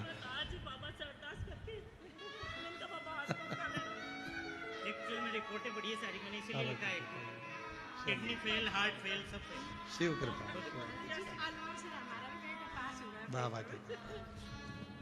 और तेरी कृपा का क्या है भरोसा, कब किस पर हो जाए जरा सी हम पर कर दो, जरा सी हम पर कर दो। जिस पर भी हो गई तेरी कृपा करुणा वो भव पार हुआ, भव पार हुआ। पापी हो चाहे जितना उसका भी बाबा उद्धार हुआ, उद्धार हुआ। गिद्ध अजामिल गणिका जैसे तेरे मन को भाए, जरा सी हम पर कर दो, जरा सी हम पर कर दो। क्या कहते हैं हम संतों से, ये थोड़ी ना कहते संतों के पांव छूते हैं, साधु के पांव छूते, कई लोग उनके चरण पकड़ लेते हैं। हमारी शिव पुराण कहती है एक घर के बुजुर्ग के, एक घर के अपने पति के चरण पकड़ो, इसके सिवाय किसी के भी चरण मत पकड़ो। किसी के भी घर के बुजुर्ग हैं उनके चरण पकड़ो, सास ससुर है उनके चरण पकड़ो, दादा सासुर है उसके चरण पकड़ो, दादी सास है उसके चरण पकड़ो, और पकड़ो अपने पति के चरण, किसी के मत पकड़ो। किसी गुरु के पास जा, कोई शिव गुरु मिल जाए, जीवन में कोई सच्चा गुरु मिल जाए, कोई शंकर का भक्त मिल जाए, कोई शंकर का उपासक मिल जाए, कोई शिव की साधना करने वाला मिल जाए, कोई शिव का भक्त मिल जाए, उसके सामने जाकर बस हाथ जोड़कर कहो एक बार देख लो, एक दृष्टि डाल दो, बस देख लो, निगाह भर कर देखोगे और उतने मेरी जिंदगी सवर जाएगी। बस बहुत, एक बार, एक दृष्टि। सती मैया ने चारों तरफ देखा, शिव नहीं मिले। सती को लग गया मेरे पिता ने शंकर को नहीं बुलाया। सती गई सखी के पास, सखी बोली सती तेरे पिता ने अपमान करने के लिए शंकर जी की मूर्ति बनवाकर दरवाजे पर खड़ी कर दी।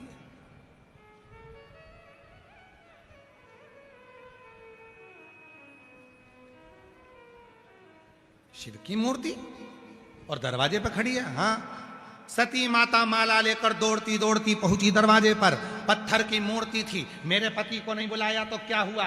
सती कहती है मैंने अपने गुरु के मुख से सुना था, अगर सच्चा प्रेम है, सच्ची भक्ति है और सच्चा विश्वास है तो पत्थर में भी परमात्मा प्रकट हो जाता है।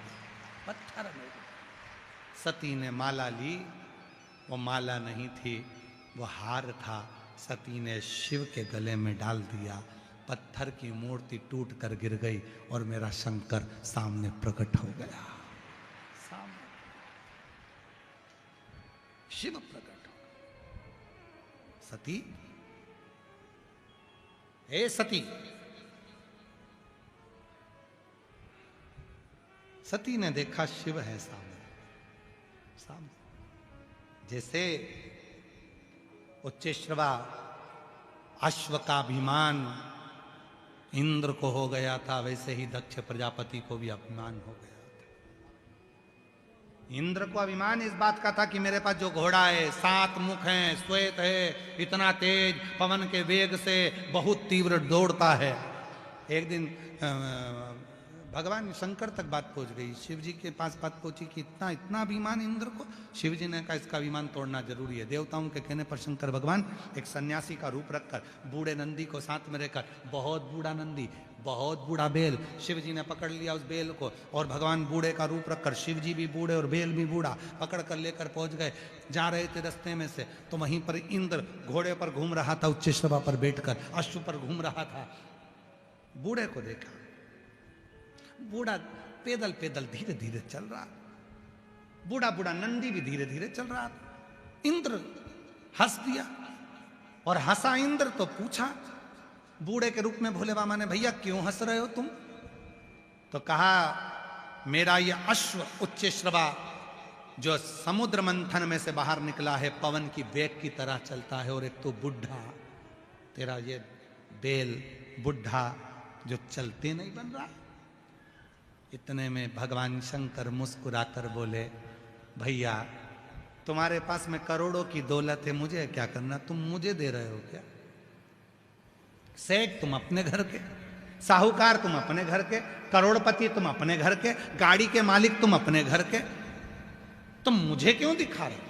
शंकर भगवान ने कहा मुझे क्या करना तेरे अच्छे श्रवा अश्व से, घोड़े से, 7 मुख का घोड़ा, मुझे क्या करना इससे? फिर हंसे, फिर हंसे। तो शिव जी को थोड़ा सा लगा तो शंकर भगवान ने कहा तुम्हारा घोड़ा बहुत तेज दौड़ता है। हाँ बहुत तेज, हाँ बहुत तेज, हाँ। शिव जी ने कहा मेरे बेल से ज्यादा नहीं जोड़ सकता। बूढ़े का रूप था शिव जी का, इंद्र पहचान नहीं पा रहा था। इतने में तुरंत इंद्र के मुख से निकल गया, यदि मेरा घोड़ा जीतता है तो तुझे और तेरे नंदी को अभी की अभी चिता लगाकर आग लगाना पड़ेगी। जलने को तैयार है? शिव जी ने कहा और मेरा नंदी, मेरा ये जो बेल है बूढ़ा, और अगर ये जीत गया तो इंद्र ने कहा मैं चिता लगाकर आग लगाऊंगा और मेरा घोड़ा भी चिता लगाकर आग लगाए, हम दोनों मरेंगे साथ। शंकर भगवान ने मन में सोचा अब आया तावे में, चल अब कंपटीशन कर, अब परीक्षा दे। बूढ़े के रूप में शंकर भगवान ने कहा बेल से, ओ बुढ़ा बेल दौड़ जे, खूब तेज दौड़ जे, सबके हरा दीजिए, दौड़ जे। और इतने में इंद्र घोड़े से नीचे उतरे और उतर कर कहा उच्च श्रवा तुम वो अश्व हो जो मंथन में से निकले, इस बूढ़े बेल को हरा देना, जा। इंद्र को मालूम था कि जीतेगा। दौड़ लगी दोनों में, नंदी धीरे धीरे चल रहे थे, इंद्र हंस रहे थे, चलते ही नहीं बन रहा, चलते ही नहीं बन रहा। दुनिया के लोगों की आदत रहती है, जो लोटा भर के जल चढ़ाने के लिए मंदिर जाते हैं, दुनिया के लोग उन पे हंसते हैं, इतना कर्जे में है फिर भी मंदिर जा रहा, इतनी बार कथा सुन ली, भगवान सुन ही नहीं रहा, भगवान सुनता ही नहीं है। लोग भगवान को ताना देते हैं, ये तो भगवान के मंदिर जाती थी तो भी रो रही है, ये भगवान के मंदिर जाता था तो भी रो रहा है, कथा में जाती थी तो भी रो रही है, कथा में जाता था तो भी रो रहा है। लोग ताना देते हैं, लोग ताना कसते हैं। उसको क्या लगता है कि इंसान को ताना दिया जा रहा है? नहीं, जिसका वो भजन करता है ताना उसको पड़ रहा है, ताना उसको पड़ रहा है। हम तो बाबा के भरोसे चलते हैं, डमरू वाले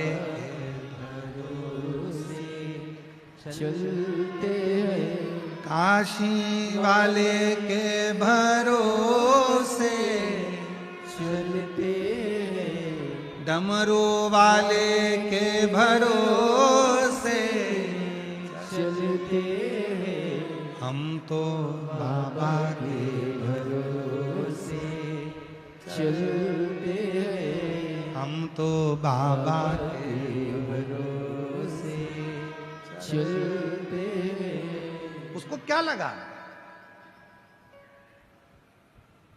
दुनिया के लोग ताना देते हैं, बताओ, मंदिर मंदिर डोलती रहती है, मंदिर मंदिर जाती रहती है, जल चढ़ाती रहती है, पूजन। अरे भाई ये जो इतना इतना ये पत्र तो आज के हैं, अभी हम आपको 7 दिन के पत्र भी एक दिन पूरे दिखाएंगे। इन पत्रों को कभी एकांत में बैठकर पढ़ने का प्रयास करना कि मेरे भोले बाबा ने, जिनने विद्याधर नगर में कथा सुनी थी, जिनने अलवर में कथा सुनी थी, जिनने पुष्कर में कथा सुनी थी, जिनने रेवाड़ी में कथा सुनी थी, जिनने रतनगढ़ में कथा सुनी थी, मेरे शंकर भगवान ने उनको कितना कितना दिया है, ये पत्र बता देंगे, पत्र बता। और आज फिर कहते हैं, जयपुर की पवित्र धरा पर आप जितने भी शिव भक्त इस पवित्र कथा को इन पंडालों में बैठकर जो श्रवण कर रहे हैं, आज फिर कथा के पंडाल में कहते हैं, दिल से जो कथा को श्रवण कर रहे हैं, मेरा बाबा तुमको क्या देगा ये तुमको बाद में मालूम पड़ेगा, तुम्हें बाद में शिव क्या देंगे, भगवान ओघड़दानी तुम्हें क्या प्रदान करेंगे ये तुम्हें बाद में मालूम पड़ेगा। शिव शिव है, शंकर शंकर है। और लगी होड़, उच्च श्रवा भी चला हमारे बीच में। जय जय श्री राधे। सभी भक्तों को हर हर महादेव। बड़े ही हर्ष का विषय है, हमारे बीच में भगवान के अनंत भक्त जिनके ऊपर गिरिराज बाबा की असीम कृपा है, राजस्थान सरकार के माननीय मुख्यमंत्री श्री भजन लाल शर्मा जी का शुभ मंगल आगमन हुआ। एक बार जोरदार ताली बजाकर स्वागत करें, जिनके विधानसभा क्षेत्र में यह कथा चल रही है। इस कथा में जो सभी सुगम व्यवस्थाएं चल रही है सुचारू रूप से, इसमें महत्वपूर्ण सहयोग प्राप्त हुआ है, जिसमें जयपुर सेवा परिवार ट्रस्ट के अथक प्रयासों से श्री अखिलेश आत्री श्री एवं मनोज पांडे जी एवं संपूर्ण टीम द्वारा ये सुचारू रूप से व्यवस्थाएं चल रही हैं। इसमें माननीय मुख्यमंत्री जी ने अपना महत्वपूर्ण सहयोग प्रदान करा है और निरंतर भगवत भजन में, कथा में और भगवान के चरणों में आपका मन हमेशा लगा रहता है। एक बार जोरदार ताली बजाकर स्वागत करें। सपत्नी मंच पर पधारे हैं, साथ में माननीय मुख्यमंत्री जी की धर्मपत्नी श्रीमती गीता देवी शर्मा जी भी हमारे बीच में पधारी हैं, उनके लिए भी जोरदार ताली बजाकर स्वागत करें। और मैं निवेदन करना चाहूंगा,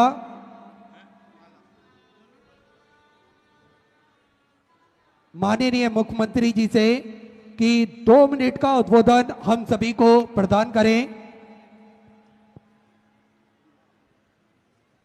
बहुत बहुत साधुवाद माननीय मुख्यमंत्री जी, हमारे बीच में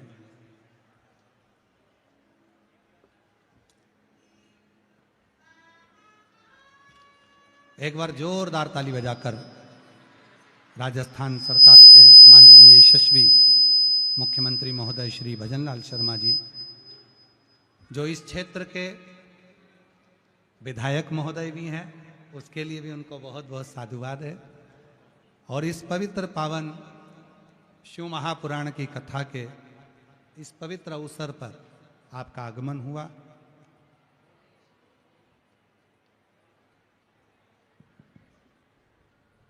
पूरे राजस्थान को एक प्रगति की ओर, उन्नति की ओर अग्रसर करते हुए पूरे राजस्थान में सनातन धर्म को एक प्रेरणा और सनातन धर्म को उज्ज्वलता की ओर लेकर जाने वाले ऐसे यशस्वी माननीय मुख्यमंत्री जी श्री भजनलाल शर्मा जी हमारे बीच में आए हैं। एक बार करताल ध्वनि द्वारा एक बार जोरदार ताली बजाकर सपत्नी उनका स्वागत, वंदन, अभिनंदन। एक छोटी सी कथा को मैं सुनेंगे ना? हाँ ठीक है। अभी अपनी कथा थोड़ी रह गई है, इसलिए उसको करते हुए फिर अपन भगवान शिव के विवाह पर पहुंचना है, तो इसलिए सभी लोग बैठे रहेंगे और कथा का लाभ लेंगे, बाबा को अपने मन का भाव कहेंगे। श्री शिवाय नमस्तु, श्री शिवाय नमस्तु, श्री शिवाय नमस्तुभ्यं श्री शिवाय नमस्तुभ्यं हर हर महा उच्च श्रवा अश्व जिसके 7 मुख हैं इंद्र को लगा। इंद्र ने कहा उच्च श्रवा से कि तू तेज दौड़। बूढ़े योगी का रूप मेरे भगवान देवाधिदेव महादेव ले लिया और भगवान ने नंदी से कहा मेरा बूढ़ा बेल है, बेल तेज दौड़ना। दोनों में वचन हो गया,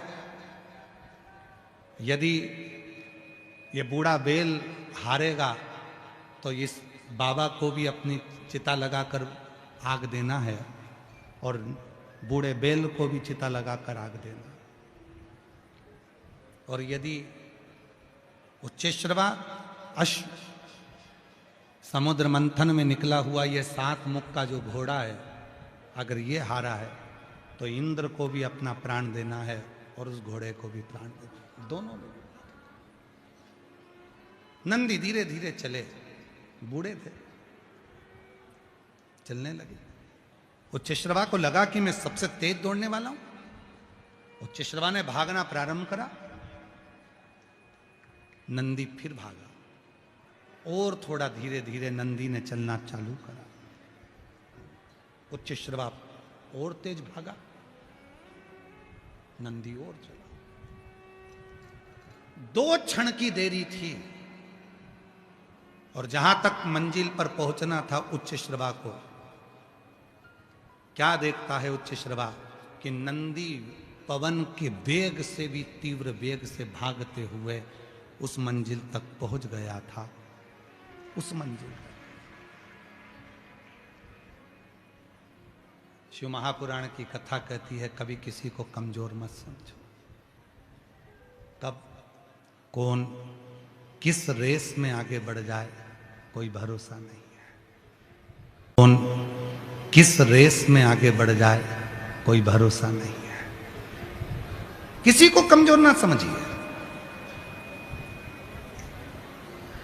जिस पर भी हो गई तेरी कृपा करुणा वो भव पार हुआ, भव पार हुआ।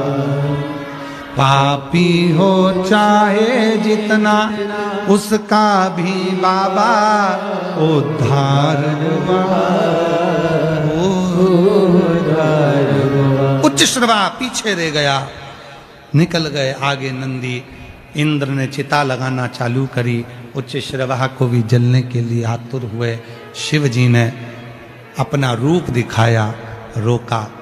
उच्चश्रवा रुको, इंद्र रुको, तुम्हें जलना नहीं है, केवल तुम्हारे भीतर के अभिमान को मैंने शून्य करा। शिव कहते हैं मेरे पास आने से पहले अभिमान को शून्य कर दे, शून्य कर, अभिमान शून्य।